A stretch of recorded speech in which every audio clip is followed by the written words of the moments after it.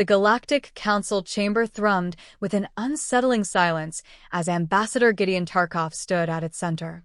The vast hall was illuminated by cold, sterile light, casting long shadows from the towering figures that represented dozens of alien species. Each one was draped in the symbols of their power, their contempt for humanity palpable in the air. Tarkov's voice was calm, yet unwavering as he spoke. "Humanity has earned its place among the stars," he declared.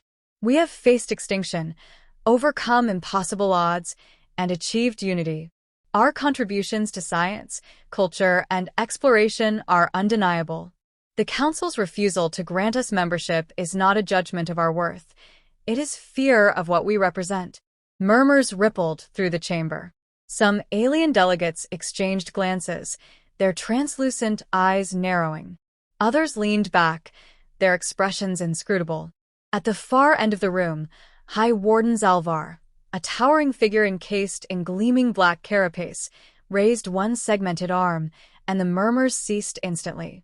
Zalvar's voice was a deep, resonating growl, amplified by the chamber's acoustics. "Fear? You misunderstand, human. What you call unity, we call desperation. What you call strength, we call savagery. Your kind crawled out of its cradle barely a century ago, and now you presume to lecture those who shaped the galaxy." Tarkov held his ground. "Our history may be brief compared to yours, but it is one of resilience. We are not asking for charity. We are demanding recognition. Denying us will not change what humanity is becoming." The warden's mandibles clicked together, a sound like grinding stone. "You dare demand? Perhaps you need a reminder of your place." Two guards flanked Tarkov, their movements swift and mechanical. They gripped his arms, their clawed hands digging into his flesh. Tarkov struggled, but did not plead. His voice remained firm. "This is the Council's justice? Silencing dissent through violence? You prove my point better than I ever could." Zalvar descended from his dais, his towering frame casting a shadow over Tarkov. "You speak of justice, but your kind knows nothing of balance. You sow chaos wherever you go.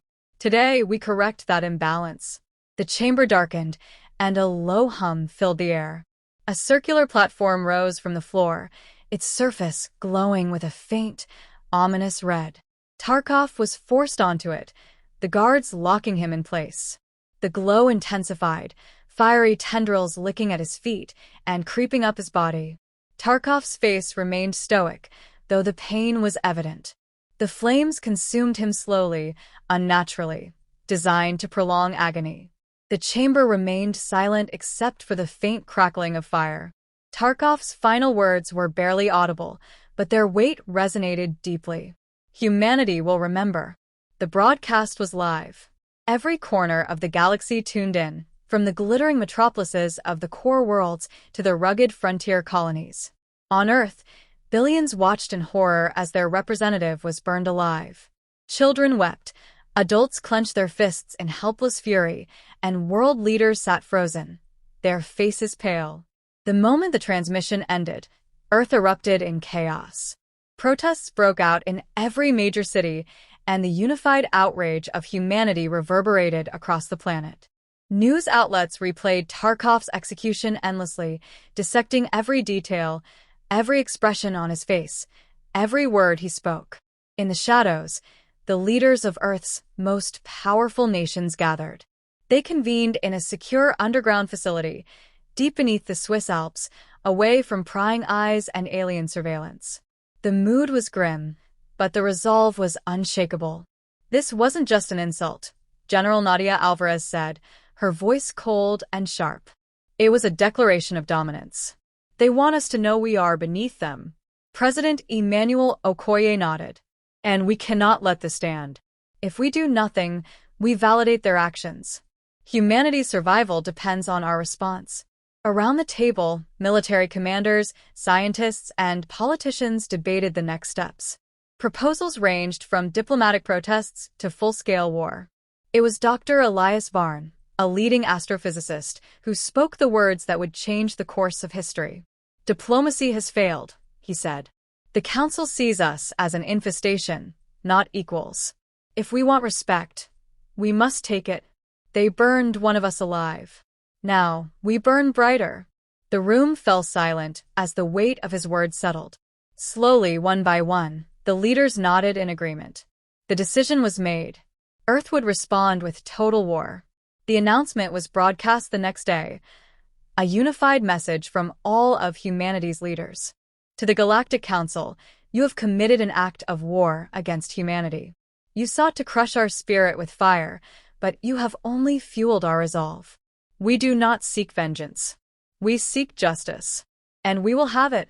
The galaxy listened, some with dread, others with disbelief. The Council's members laughed, dismissing humanity's defiance as the bravado of a species out of its depth. But deep in their hearts, they felt a flicker of unease. On Earth, factories roared to life, armies mobilized, and scientists worked around the clock. Humanity was united as never before, driven by a singular purpose: to show the galaxy what it meant to challenge their kind. The declaration of war ignited a transformation on Earth unlike anything in its history. Overnight, borders dissolved and humanity united under a single banner. Nations that had once been adversaries worked as one, pooling resources, knowledge, and manpower. Every industry shifted focus. Every innovation redirected.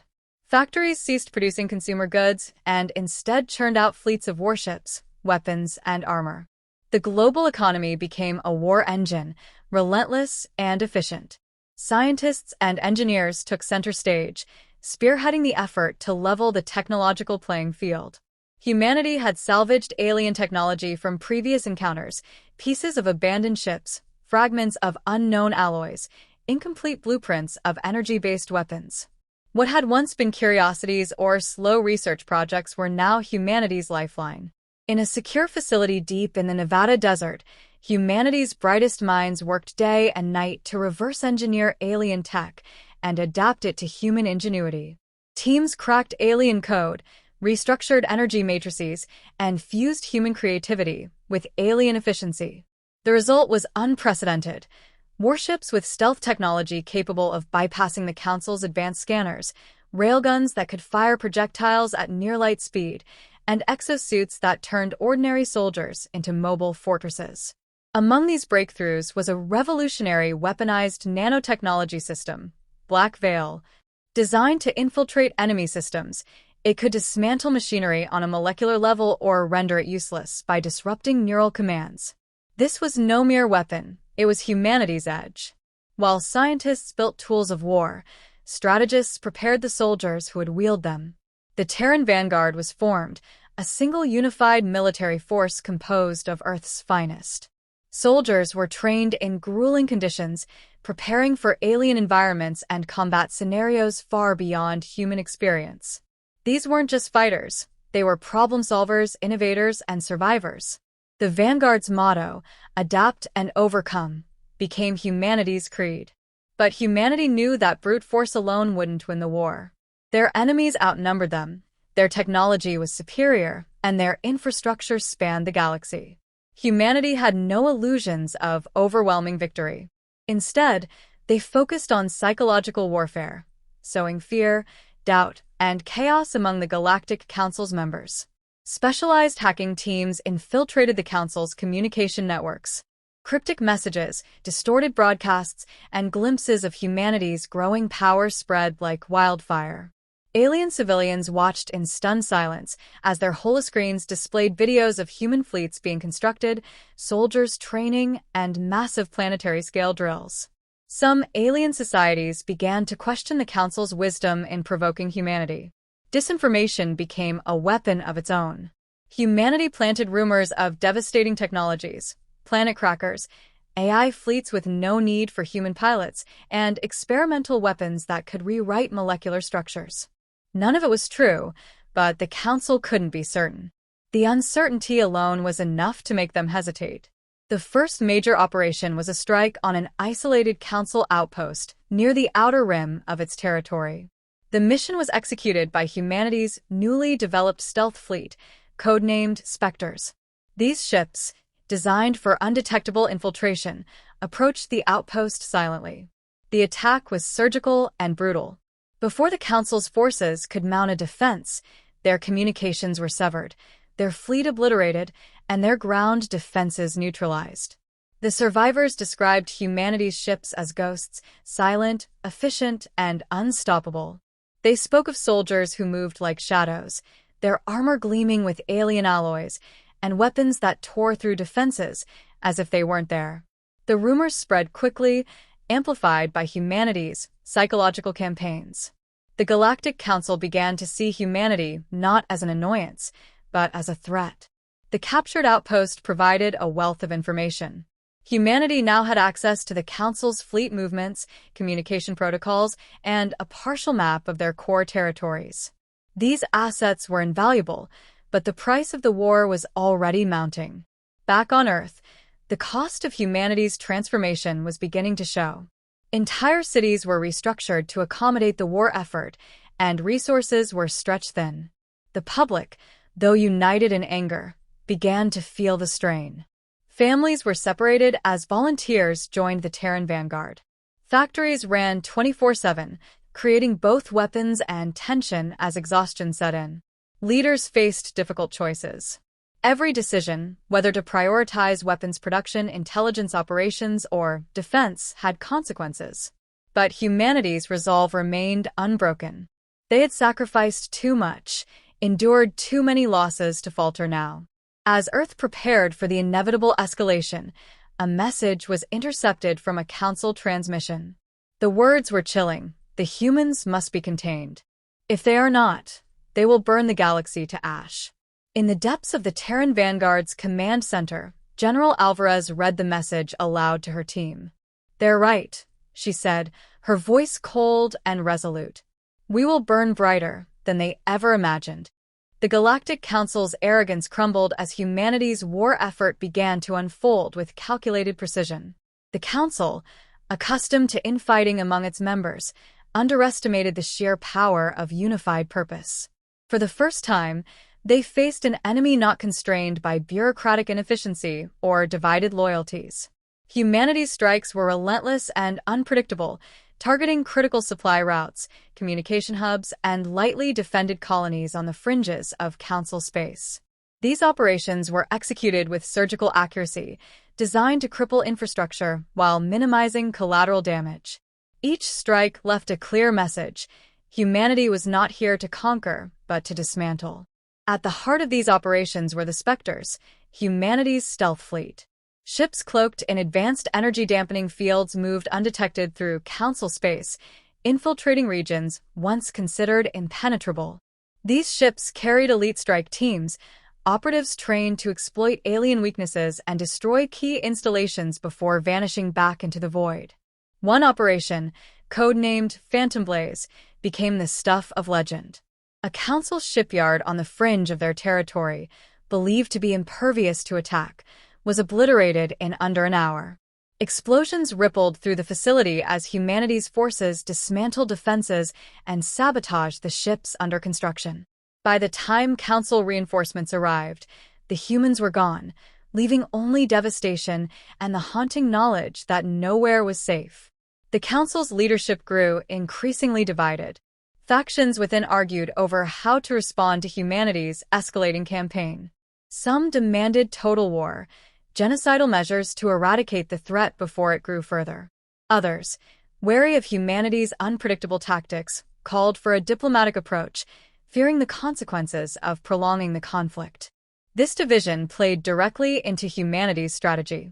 Intelligence teams intercepted Council communications, leaking them back to the wider galaxy. The messages exposed internal dissent and painted the Council as fractured and vulnerable. Alien species under Council rule began to question its authority, emboldened by humanity's defiance. Rebellions simmered on the edges of Council space, further diverting their attention. Humanity also exploited their understanding of alien psychology.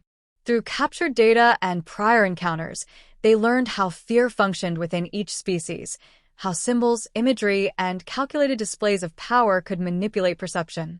The Terran Vanguard used this knowledge ruthlessly, planting false evidence of superweapons, staging carefully orchestrated leaks of humanity's growing fleet, and leaving ruins marked with cryptic symbols that spread rumors of unstoppable human tech.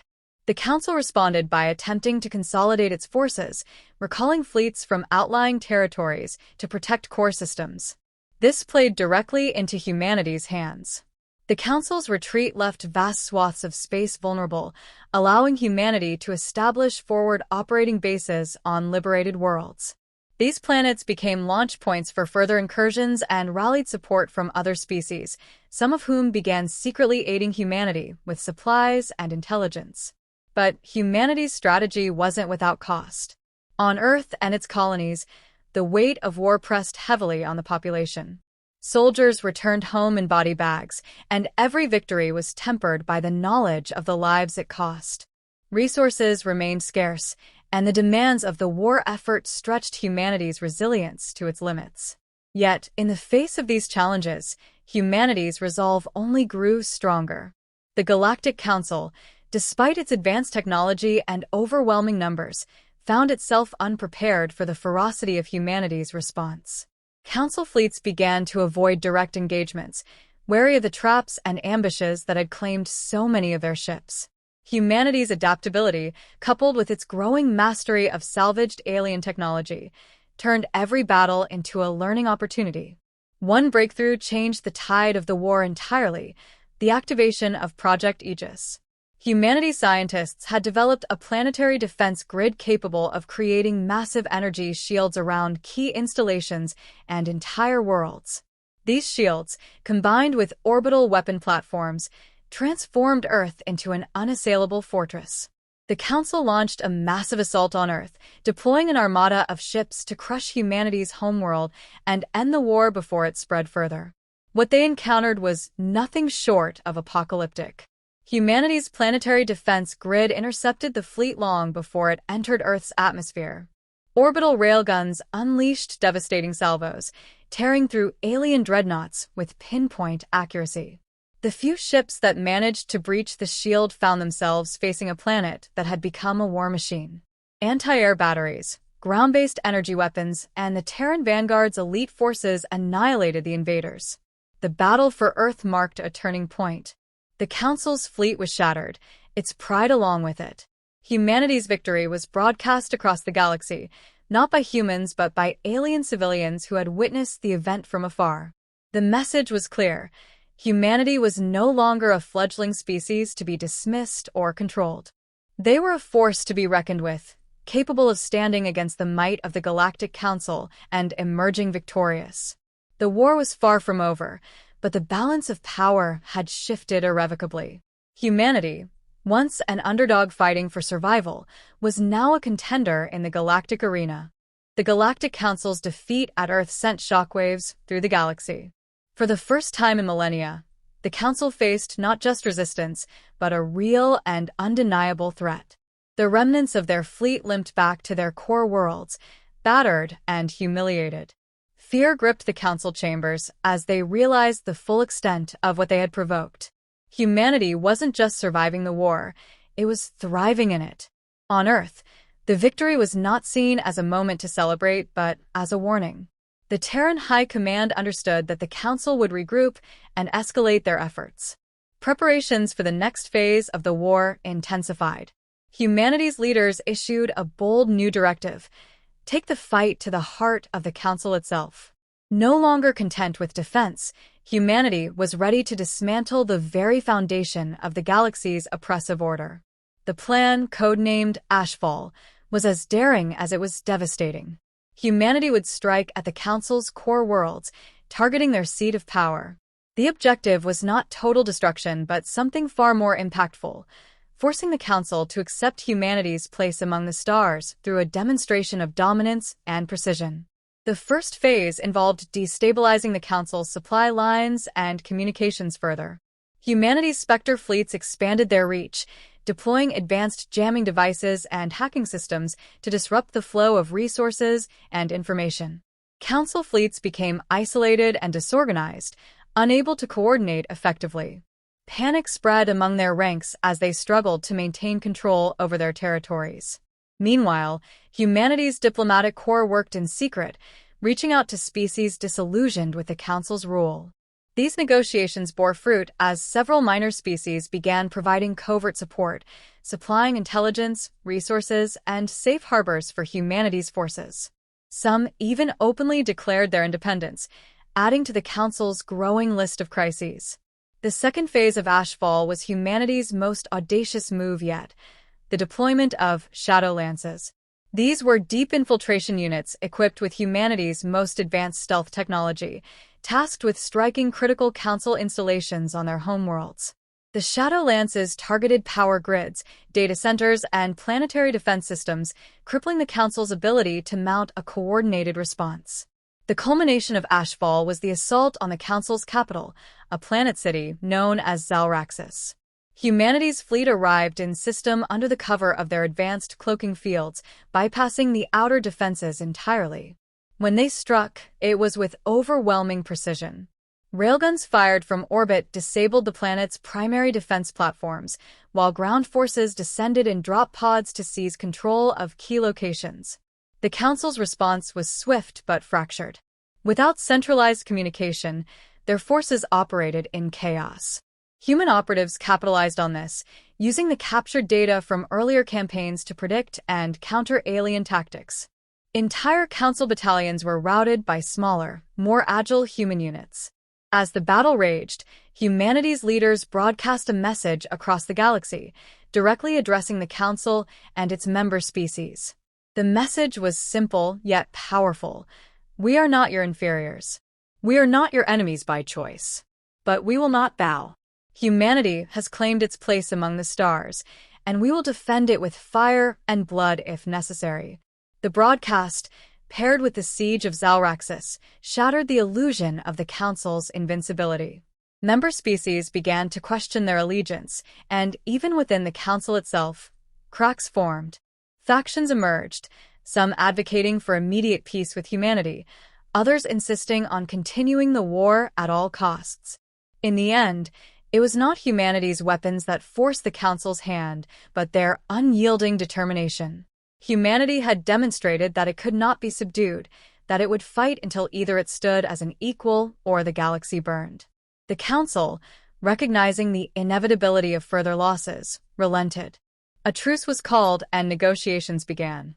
Humanity demanded recognition as an equal power, a seat on the Galactic Council, and reparations for the atrocities committed. The Council, weakened and divided, had little choice but to agree. The treaty marked a new era, one in which humanity was no longer an outsider, but a force to be reckoned with. Back on Earth, the mood was somber but resolute. The war had cost humanity dearly, but it had also united them as never before. The galaxy now knew what it meant to challenge humanity, and though the scars of war would linger, the species had emerged stronger, more determined, and ready to carve its path among the stars.